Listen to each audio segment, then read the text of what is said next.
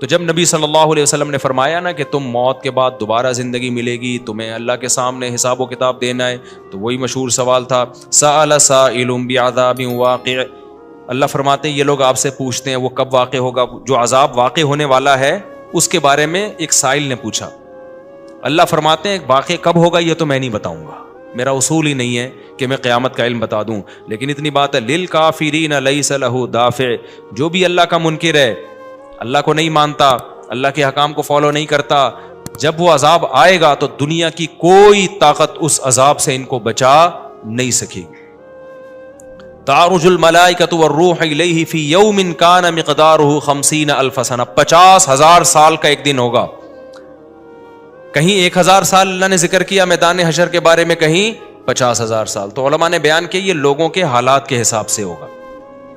یہ ٹائم کے جو یونٹ ہے نا یہ ہر ایک کے حق میں مختلف ہوتے ہیں. دیکھو جب ہم پیدا ہوئے تو ہم کائنات کو بننے کے اربوں سال کے بعد پیدا ہوئے ہوں گے نا، تو کیا ہمیں انتظار کرنا پڑا؟ بولو نا کیا ہو گیا؟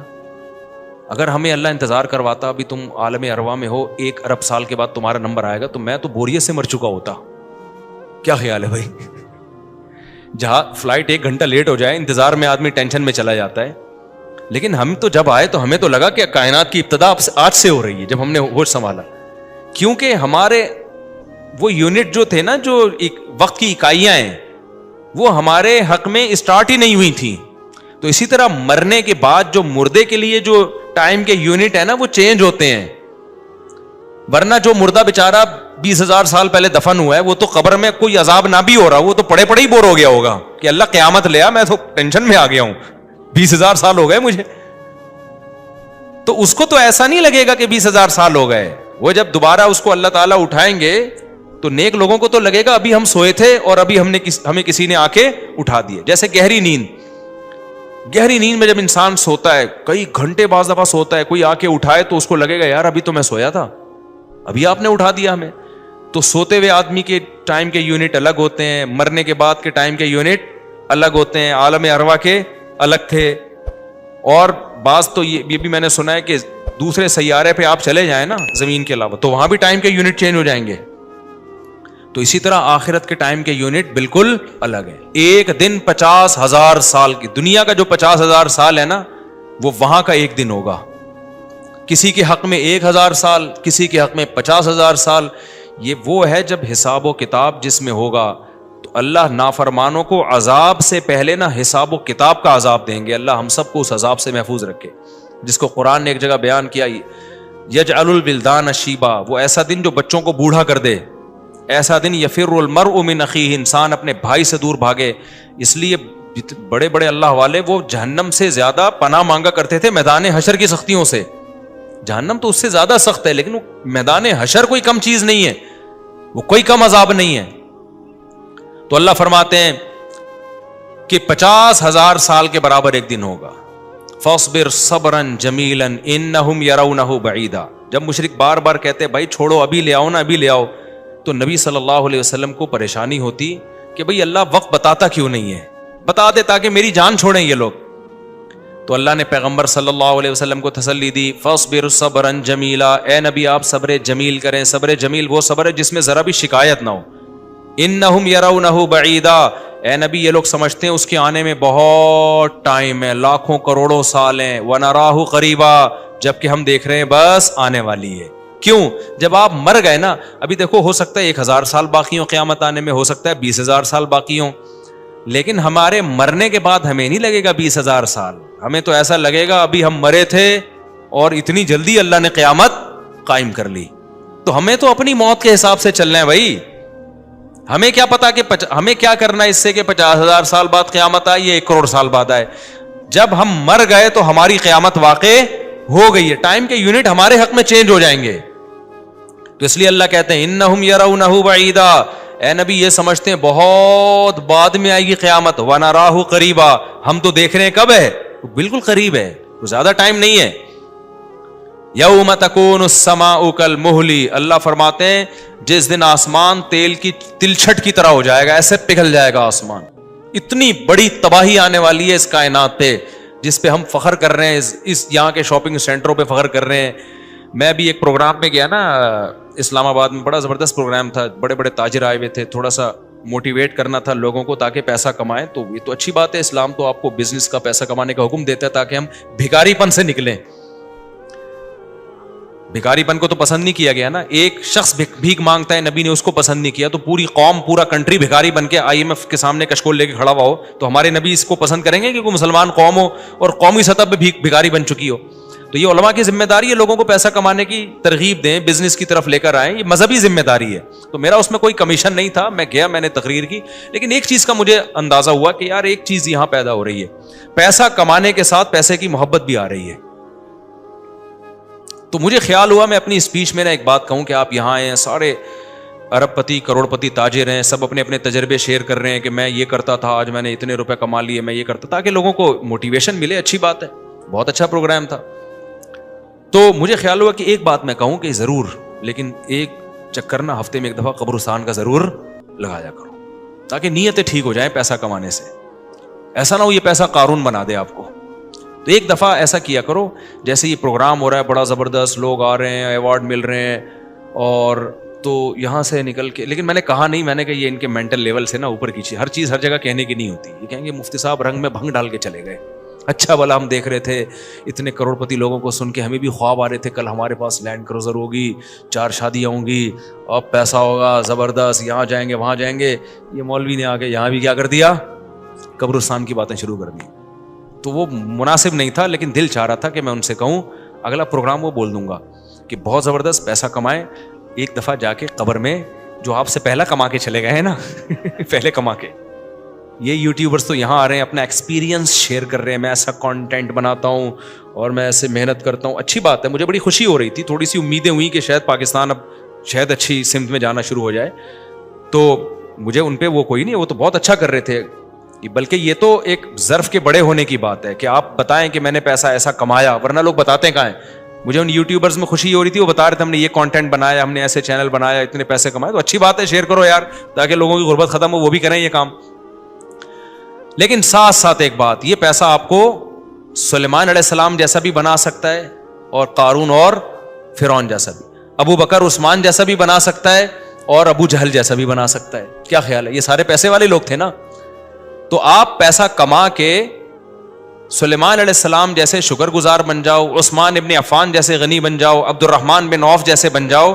اس کے لیے ضروری ہے کہ ہفتے میں ایک دفعہ قبرستان کا وزٹ اپنے خرچے پہ کر لیا کریں, اور ایسے ہی نہیں گزرتے ہوئے, وہاں جا کے کھڑے ہو کے قبروں پہ دیکھا کریں کہ میں جتنا بھی بڑا بن جاؤں, میرے یوٹیوب پہ چینل پہ 10 ملین بھی سبسکرائبر آ جائیں, لیٹنا میں نے کہا ہے تھوڑے دنوں میں جا کے بھائی اس قبر کے اندر. لہذا اس پیسے سے میں اس قبر کی تیاری کر لوں تو فائدہ ہے.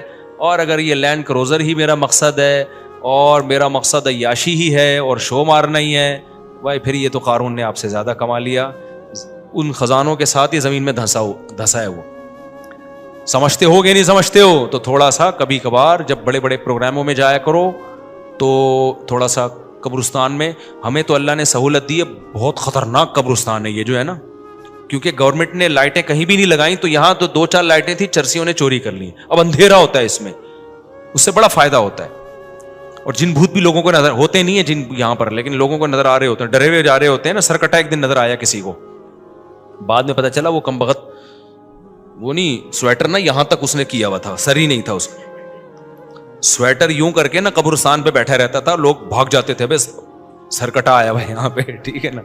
تو آپ یہ جو ہمیں اللہ نے بڑی سہولت دی ہے, کبھی کبھار ایسا کیا کرو, یہاں چلے جاؤ. رات کے وقت جاؤ گے تو جیسے آپ نے انرجی اپنی خرچ کرنی ہے نا, تو کہتے ہیں ڈاکٹر 1 گھنٹے کی واکنگ سے 15 منٹ کی جاگنگ بہتر ہے. 15 منٹ کی جاگنگ میں اتنی انرجی لگ جائے گی جو 1 گھنٹے کی واکنگ میں نہیں ہوگی. تو دن میں قبرستان 100 دفعہ جانے سے بہتر ہے رات میں 2:30 بجے 1 دفعہ چلے جاؤ. بس رات میں 2:30 بجے 1 دفعہ چلے جاؤ, اور وہاں جا کے بیٹھو. بیٹا آنا کہاں ہے, یہی آنا. اور یہ جو لیٹے ہوئے ہیں نا, یہ سارے غریب نہیں تھے, ٹھیک ہے نا. ان میں بہت سارے کروڑ پتی تھے, ارب پتی تھے, 4 شادیوں والے بھی تھے, 1 والی بھی تھے, اور بچوں والے بھی تھے, بغیر بچوں والے بھی تھے, جوان بھی تھے, بڈھے بھی تھے, 30 سال کے بھی تھے, 15 سال کے بھی تھے, 6 مہینے کے بچے بھی تھے. کیا نظر آ رہے ہوں گے, خبریں جا کے دیکھو. کل ہوس اس طرح سے ترغیب دیتی تھی مجھے. وہ ایک شاعر نے بڑا شعر کہا ہے کہ مجھے ہوس جو ہے نا وہ ترغیب دیتی تھی.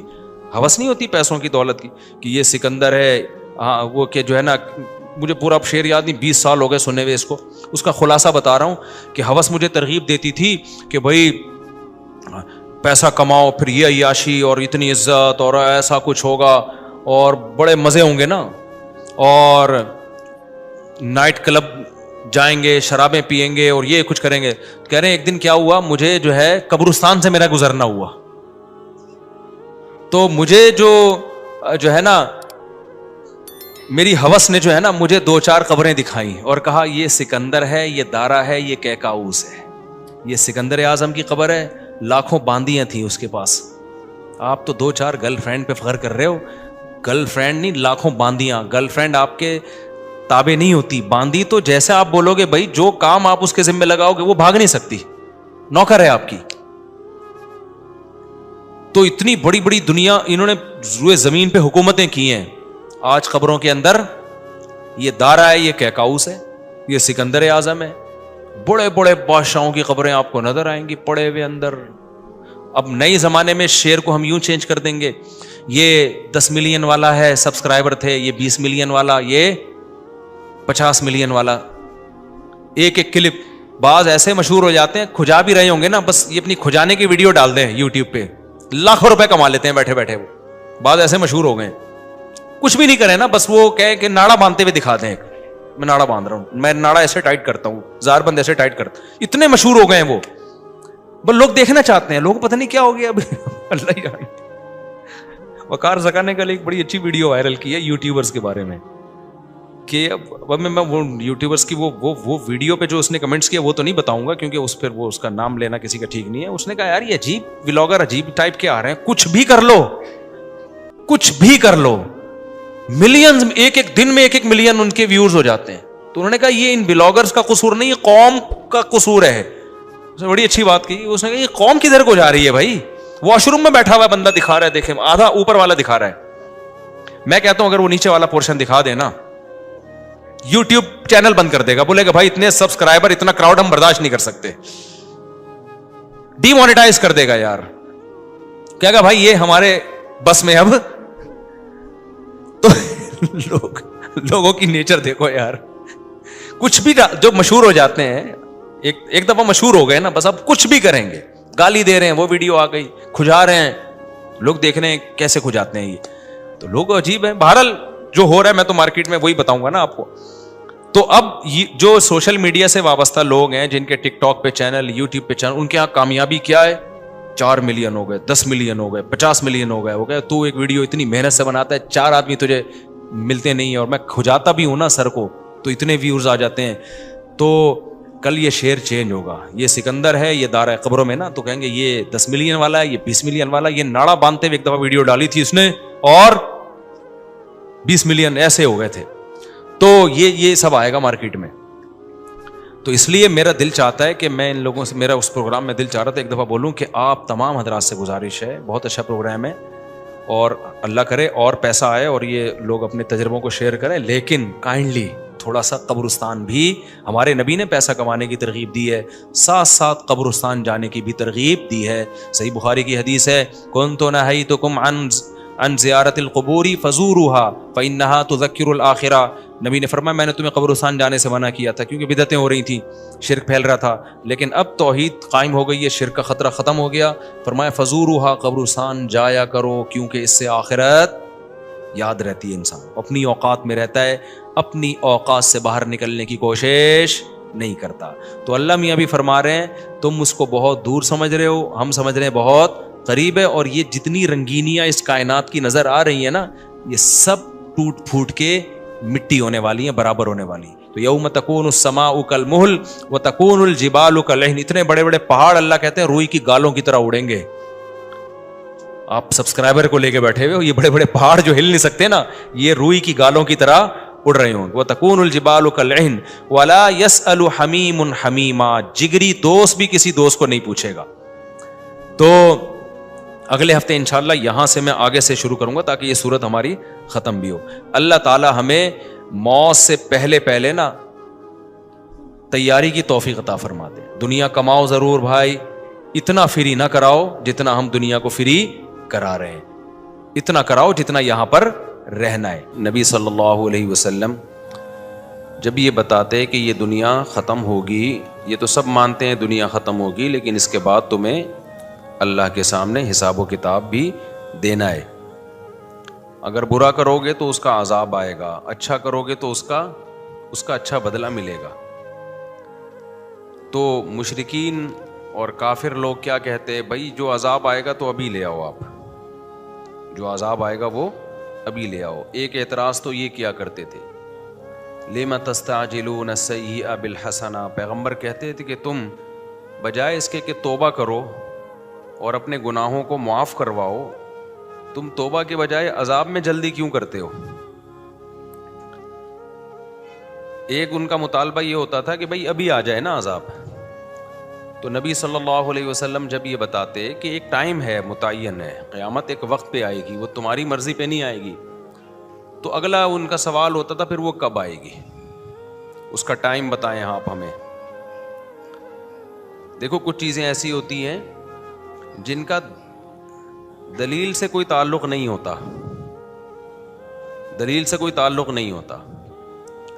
میں بار بار ایک موضوع کو بیان کرتا رہتا ہوں اکثر, کہ جو شخص بھی کوئی دعویٰ کرتا ہے نا, اس کے ذمہ دلیل پیش کرنا ہوتا ہے. سامنے والا جس قسم کی دلیل کا مطالبہ کر رہا ہے یہ اس کے ذمہ پیش کرنا نہیں ہوتا. سمجھ میں آ رہی ہے بات؟ دلیل کسے کہتے ہیں؟ کسی شے کا ایسا ہونا کہ اس کے تصور سے کسی دوسری چیز کا تصور لازم آئے, اس کو دلیل کہتے ہیں. مثال کے طور پر آپ کو دھوپ نظر آ رہی ہے, آپ جب دھوپ کا تصور کریں گے لازمی طور پر سورج کا تصور آئے گا کہ نہیں آئے گا؟ یہ ہو سکتا ہے کہ دھوپ کا تصور آ رہا ہو اور آپ سورج کی نفی کر رہے ہو, ابے ایکو کر دیا, پہلے ٹھیک تھا یار. تو یہ ہو سکتا ہے؟ نہیں ہو سکتا نا.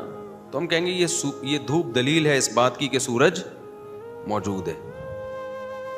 اگلا کہتا ہے کہ نہیں, کوئی اور دلیل دے بھائی, میں یہ والی دلیل نہیں مانوں گا, کوئی اور دلیل دے. 4 آدمی گواہی دیں کہ سورج موجود ہے تو میں مان لوں گا, اور 4 بھی غفار, ستار, وسیم اور کلیم ہونے چاہیے. وہ غفار, ستار, وسیم, کلیم اس کے اپنے مامے ہیں, چاچے ہیں, وہ دے ہی نہیں رہے, وہ بیان ہی نہیں دے رہے. تو اگلا کہہ رہا ہے کہ نہیں جی, یہ 4 جب تک گواہی نہیں دیں گے نا میں نہیں مانوں گا کہ سورج نکلا ہوا ہے.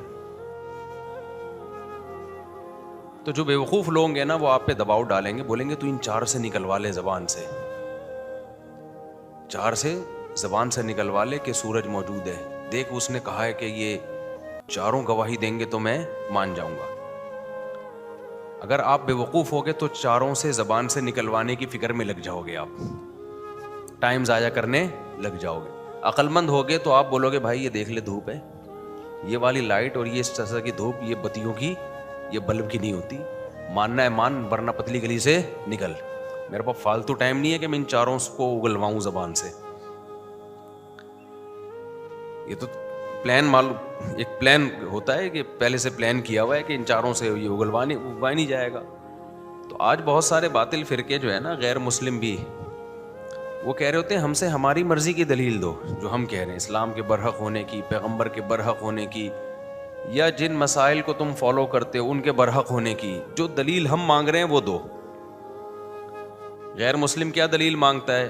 جو مشرکین دلیل مانگتے تھے, قیامت کب قائم ہوگی. آپ کو چونکہ قیامت کا ٹائم نہیں پتا, اس کی علامت ہے کہ قیامت آئے گی نہیں. بے بھائی کسی چیز کا ٹائم پتا نہ ہونا یہ اس کی علامت کب سے ہو گئی کہ یہ چیز ہی نہیں ہے. ایسا ممکن ہے ایک چیز نے ہونا ہو لیکن ہمیں اس کا وقت معلوم نہ ہو. مجھے پتا ہے میں کب مروں گا, آپ کو پتا ہے آپ کب مرو گے؟ بولو نا. اب کوئی ڈاکٹر آپ سے کہے کہ یار ایک نہ ایک دن آپ مرو گے, آپ کہو ڈاکٹر صاحب کیا دلیل ہے اس کی کہ میں ایک دن مروں گا؟ ڈاکٹر صاحب کہہ رہے ہیں جی اس کی دلیل یہ ہے کہ آج تک کوئی بچا ہے نہیں. تو کیا تو جو ہے کوئی سرٹیفکیٹ لے کر آیا ہے کیا, یا تو کوئی اللہ کا خاص لاڈلا ہے؟ تو یہی دلیل ہے, سب مرتے ہیں تو بھائی تو بھی مرے گا. آپ کہیں اچھا پھر کب مروں گا یہ بتاؤ. ڈاکٹر کہ یہ تو میں نہیں بتا سکتا. آپ کہیں ڈاکٹر صاحب جب تک آپ یہ نہیں بتاؤ گے نا میں کب مروں گا, میں آپ کو سمجھوں گا کہ آپ جھوٹ بول رہے ہو, آپ کے پاس کوئی دلیل نہیں ہے. تو ڈاکٹر اگر عقل مند ہوگا بولے گا بھائی نکل پتلی گلی سے, ٹائم میرا ضائع مت کر, میں نے دلیل دے دی ہے کہ اربوں کھربوں لوگ دنیا میں آئے ہیں, ایک بھی نہیں بچا, تو کیا الگ سے سافٹ ویئر اپ ڈیٹ کروا کے آیا ہے اپنے, کیا ہے اینٹی وائرس ڈلوایا تو نے کیا؟ تو یہ دلیل کافی ہے. اور یہ کہنا کہ کب مرے گا, بھائی مجھے کیا پتا کب مروں گا یار, نہ مجھے اپنا پتا ہے نہ مجھے تیرا پتا ہے, لیکن یہ اس کی علامت نہیں ہے کہ مرے گا نہیں تو. وہ کہہ رہے نہیں ڈاکٹر صاحب میں تو جب تک نہیں مانوں گا جب تک آپ یہ نہیں بتاؤ گے کہ کب مروں گا. ڈاکٹر کہے گا یا تو غصے سے ٹی اٹھا کے گن پٹی پہ رکھ دے گا اور بولے گا تو اب مرے گا, 5 منٹ کے بعد مرے گا, ٹائم بتا دیا نا میں نے. پھر بھی ڈاکٹر اس کے جواب دینے میں لگ جائے نا تو اس کا مطلب یہ بھی پاگل ہے ڈاکٹر. تو اسی طرح یہ جو باطل فرقے ہیں نا یہ بھی ایسے ہی اوٹ پٹانگ دلائل کا مطالبہ کر رہے ہوتے ہیں, اسلام پر اوٹ پٹانگ قسم کے اعتراض کر رہے ہوتے ہیں, جن میں ایک اعتراض تو میں نے بتایا, بھائی قیامت کا ٹائم بتاؤ نا کب آئے گی. ہر پیغمبر سے یہ پوچھا گیا ہے کب آئے گی. آپ سارے پیغمبر آدم علیہ السلام سے لے کے محمد صلی اللہ علیہ وسلم تک سب کہہ رہے ہیں قیامت آئے گی آئے گی, اور ہر پیغمبر سے پوچھا گیا ٹائم بتائیں, ہر پیغمبر نے کہا نہیں پتا, ہمیں وقت کا علم نہیں ہے. تو لوگوں نے کہا جب آپ کو پوری نالج ہی نہیں ہے تو آپ دعویٰ کیوں کر رہے ہیں؟ تو پیغمبر نے کہا جتنی نالج ہے اس کا دعویٰ کیا جا سکتا ہے, ہم نے یہ دعویٰ ہی نہیں کیا کہ ہمیں ہر چیز کی نالج ہے. دیکھو دعویٰ یہ کیا ہوتا نا ہمیں ہر چیز کی نالج ہے, پھر ہم کہتے ہیں کہ ہمیں نہیں پتا کب آئے گی قیامت, تو دعویٰ اور دلیل آپس میں میچ نہیں کر رہے ہوتے. دعویٰ تو ہے کہ سب کچھ پتا ہے, اور جب پوچھا جاتا ہے اس دعوے کی دلیل کے طور پر سب کچھ پتا ہے تو یہ بھی بتائیں, تو وہ کہتے ہیں ہمیں نہیں پتا. تو آپ ایک طرف دعویٰ کر رہے ہو سب کچھ پتا ہے, دوسری طرف کہہ رہے ہو ہمیں نہیں پتا, تو بات غلط ہو جاتی. پیغمبروں نے یہ دعویٰ کیا ہی نہیں کہ بھائی ہمیں سب کچھ پتا ہے. پیغمبروں نے یہ کہا ہمیں جتنا پتا ہے اتنا بتا دیا, اور یہ پتا ہے کہ قیامت آئے گی, یہ اللہ نے ہمیں بتایا. ہمارے سچے ہونے کی کیا دلیل ہے کہ ہم جھوٹ نہیں بولتے؟ وہ بہت سارے دلائل ہیں, ہم نے 40 سال تمہارے پاس گزارے, اور پھر ہمارے معجزے ہیں, یہ ایسے معجزے ہیں جو شعبدے نہیں ہیں, کیونکہ جو شعبدے جن کے ہاتھوں پہ ظاہر ہوتے ہیں وہ الگ قسم کے لوگ ہوتے ہیں, جادو ٹونے والے, ان کی یہ پرسنالٹی نہیں ہوتی, ان کی یہ تعلیمات نہیں ہوتی, وہ ماں باپ کے حقوق نہیں سکھا رہے ہوتے, وہ وراثت کے خرید و فروخت کے نکاح طلاق کے احکام نہیں بتا رہے ہوتے, وہ اخلاقیات کے پیمانے متعین نہیں کر رہے ہوتے, تو وہ اللہ کی محبت لوگوں کے دلوں میں نہیں ڈال رہے ہوتے, وہ تو اپنے قریب لوگوں کو اکٹھا کر رہے ہوتے. تو اتنے سارے قرائن اور دلائل سے یہ تو ثابت ہو جاتا ہے. اور پھر پچھلی آسمانی کتابیں جن کو تم بھی مانتے ہو وہ بھی گواہی دے رہی ہیں. تو اتنی دلیل کافی ہے ہمارے اس دعوے کے سچے ہونے کے لیے. ٹائم ہمیں معلوم نہیں ہے. تو کافروں نے بھی, اب کافر لوگ اعتراض کرتے ہیں بھائی محمد صلی اللہ علیہ وسلم اللہ کے نبی ہیں تو اتنی کم عمر سے شادی کیوں کی انہوں نے؟ کسی کی عمر کا زیادہ ہونا اور اس کی زوجہ کی عمر کا کم ہونا یہ نبی نہ ہونے کی دلیل نہیں ہے, اس کا اس سے کوئی تعلق نہیں ہے. ہاں آپ اس عمل کا ظلم ہونا ثابت کر دو, پھر یہ اس کی دلیل ہے کہ جس نے یہ کام کیا وہ نبی نہیں ہے. اور ظلم کسے کہتے ہیں؟ مظلوم پکارے کہ مجھ پہ ظلم ہو رہا ہے. دنیا میں کوئی ایسا ظلم دیکھا کہ مظلوم کہے بہت اچھا ہوا میرے ساتھ ہے؟ بھائی کوئی بڑی عمر کا آدمی کم عمر سے نکاح کر رہا ہے تو ظلم اس کم عمر پہ ہو رہا ہے نا. تو حضرت عائشہ سے نبی نے نکاح کیا, امی عائشہ کی عمر 9 سال, نبی کی عمر 49-50 سال. تو معاذ اللہ یہ ظلم کس پہ ہوا؟ امی عائشہ پہ. وہ بولتی کہ غلط ہو گیا میرے ساتھ, میرے ابا نے غلط کیا. اس وقت بچی تھیں, بعد میں بول دیتی. ہم سیرت اٹھا کے دیکھتے ہیں, جن حدیث کی کتابوں میں یہ لکھا ہے کہ 9 سال کی بچی سے نکاح ہوا, لڑکی سے نکاح ہوا, انہی کتابوں میں جو حضرت عائشہ کے حالات لکھے ہیں, ایسی میاں بیوی میں محبت کی مثال اس کائنات میں ملتی نہیں ہے. تو پیغمبر سے ظلم کا صدور یہ ممکن نہیں ہے، لیکن ظلم کی ڈیفینیشن وہ نہیں ہے جو آپ کہیں اور ہم پہن لیں. ظلم کی ڈیفینیشن وہ ہے جو ساری دنیا میں متفقن علیہ ہے، جن میں سب سے پہلی شرط یہ کہ مظلوم کہے مجھ پر ظلم ہو رہا ہے، مظلوم کو اس پہ اعتراض ہو. جب مظلوم خوش ہے اس کا مطلب یہ مظلوم.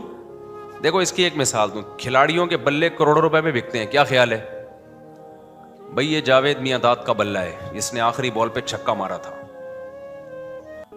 نا ایک دفعہ شارجہ میں، ہم چھوٹے تھے اس وقت، آخری بال پہ کیا مارا تھا؟ چھکا. وہ بلہ پتہ نہیں کروڑوں میں بکا ہے میرا خیال ہے. اب ایک آدمی جس کو جاوید میاں داد سے کوئی عقیدت نہیں، چھکے چوکوں سے کوئی دلچسپی نہیں ہے، اس کو کرکٹ سے بھی میرے جیسا آدمی کو کوئی دلچسپی نہیں ہے، تو وہ ایک شخص نے کروڑ روپے کا بلہ خریدا اور فریم میں گھر میں لگا دیا کہ وہ بلہ ہے، وہ بیٹ ہے جس سے شارجہ جو کپ تھا اس میں آخری بال پہ کیا لگا تھا بھائی؟ چھکا مارا تھا. تو 1 کروڑ کا میں نے خریدا ہے. میں آ گیا جی، میں نے بیان کیا، میں نے کہا جاوید میاں داد سے بڑا ظالم اس کائنات میں کوئی نہیں ہے. 50 روپے کا بلہ 1 کروڑ میں پہنا دیا ایک آدمی کو. صحیح ہے نا؟ 50 روپے کا بلہ کتنے میں پہنا دیا؟ 1 کروڑ میں پہنا دیا. لکڑی ہی ہے تو ہے، اس میں زیادہ سے زیادہ اچھی کوالٹی والی لکڑی ہوگی. 500 کا بلہ ہوگا، 1000 کا بلہ ہوگا، 10,000 کا بلہ ہوگا. 1 کروڑ کا 2 کروڑ کا تو کچھ بنتا ہی نہیں ہے. اور میں دلیل یہ دے رہا ہوں کہ بھائی یہ 1 کروڑ کا بلہ جاوید میاں داد نے بیچ دیا. یہ ظلم کیا اس مظلوم کے اوپر، اس بندے کے اوپر، اتنی سی چیز کو اتنا مہنگا کر کے بیچ دیا. دلیل میں یہ دے رہا ہوں کہ آج تک بلے اللہ بلے اس قیمت پہ کبھی بکے نہیں ہیں. یہ تو میاں داد کے بلے کی وجہ سے میاں داد کی بلے بلے ہو گئی ہے. میں یہ کہنا شروع کر دیا میاں داد کے تو مزے ہو گئے، اس کے تو بلے کی وجہ سے بلے بلے ہو گئی. لوگ کہہ رہے ہیں بھائی کیسے ظلم ہو گیا. میں مثال دے رہا ہوں بھائی، دیکھو یہ بھی بلہ ہے، مارکیٹ میں قیمت پوچھو، لوگ کہہ رہے ہیں 4,000، کوئی کہہ رہا ہے 5,000. یار 1 کروڑ اور 4,000 میں فرق کیا؟ اندھے ہو کیا تم؟ عقیدت کی اینک لگائی ہوئی ہے تم نے. میں جتنی مرضی تقریریں کروں، عقل مند کہے گا بھائی جس پہ ظلم ہوا ہے ذرا اس سے جا کے انٹرویو لیتے ہیں. میں نا جاوید میاں داد کے خلاف تقریریں کر رہا ہوں، یہ ظالم ہے، اس نے اپنا بلہ 1 کروڑ میں پہنا دیا، یہ کر دیا، وہ کر دیا. میں گیا، ہم انٹرویو لینے والے مظلوم کے گھر پہنچ گئے. سر یہ آپ کو پہنایا گیا ہے؟ پہنانا سمجھتے ہیں نا کراچی کی اصطلاح. میں اتوار بازار گیا تھا، بکری پہن کے آنے لگا تھا، شکر ہے کسی نے بتا دیا کہ یہ ٹھیک بکری نہیں ہے. خیر، تو میں گیا، میں نے کہا بھائی یہ آپ کے ساتھ بہت زیادتی ہوئی ہے، یہ دیکھو یہ بلہ میں لے کر آیا ہوں، 100 روپے کا ہے، یہ 5,000 کا ہے یا 10,000 کا ہے، اسی جیسا ہے، اتنا ہی بڑا سائز ہے. جاوید میاں داد نے آپ کے ساتھ بہت ظلم کیا، 1 کروڑ کا پہنا دیا. تو مظلوم کہہ رہے بھائی جان آپ کون ہو، کہاں سے آئے ہو؟ ٹھیک ہے نا، یہ مجھے پہنایا نہیں گیا ہے، اپنی شوق سے اپنی مرضی سے میں نے خریدا ہے، اور میرے لیے 1 کروڑ 2 کروڑ کی کوئی حیثیت نہیں ہے. اور 30 کروڑ تو ابھی لگ رہے ہیں اس کے، میں دے نہیں رہا کیونکہ تاریخی بلہ ہے، ہماری نسلوں میں چلے گا. تو کیس فوراً خارج ہو جانا چاہیے نا ایسے موقع پہ. کہو یار جب یہ خوش ہے، یا تو یہ بے وقوف بنا، وہ میاں داد کا بلہ ہی نہیں تھا، وہ کوئی اور بلہ تھا میاں داد کا کہہ کے اس کو پہنا دیا. لیکن بلہ بھی میاں داد کا ہے اور اس کو بھی یقین ہے کہ اسی کا بلہ ہے. چلو اس وقت اگر اس کے ساتھ دھوکا ہوا تھا تو اب اس کو کانفیڈنس ہے کہ بھائی نہیں بالکل وہی بلہ ہے. تو میں کیا کہوں گا بھائی عقیدت کی بات ہے یار، آپ کو اگر اسی سے عقیدت ہے تو اس میں کوئی حرج نہیں ہے. اور پھر وہ اگلا یہ بھی کہتا ہے کہ یار میاں داد کے لیے 1 کروڑ 2 کروڑ کی کوئی ویلیو نہیں ہے، اس کو تو یہ 1 کروڑ 2 کروڑ کی اس کی نظر میں کوئی ویلیو نہیں ہے، وہ تو ویسے ہی کما لے اتنے پیسے، 2-4 چھکے اور لگائے گا تو 8-10 کروڑ ویسے ہی کما لے گا. وہ کھلاڑی کے پاس تو بہت پیسہ ہوتا ہے نا، تو یہ اس کا مجھ پر احسان ہے کہ مجھے بیچ دیا اس نے، ورنہ کسٹمر تو بہت تھے. یہی بات ہے بھائی، یہ جو کہتے ہیں ظلم کیا ظلم کیا، سیدہ عائشہ سے پوچھو کیا آپ پہ ظلم ہوا؟ وہ کہیں گی بھائی پیغمبر کے پاس رشتوں کی کمی نہیں تھی، پیغمبر ہیں، جو ان کو پیغمبر مان رہے ہیں ان کے لیے تو بڑی ویلیو ہے.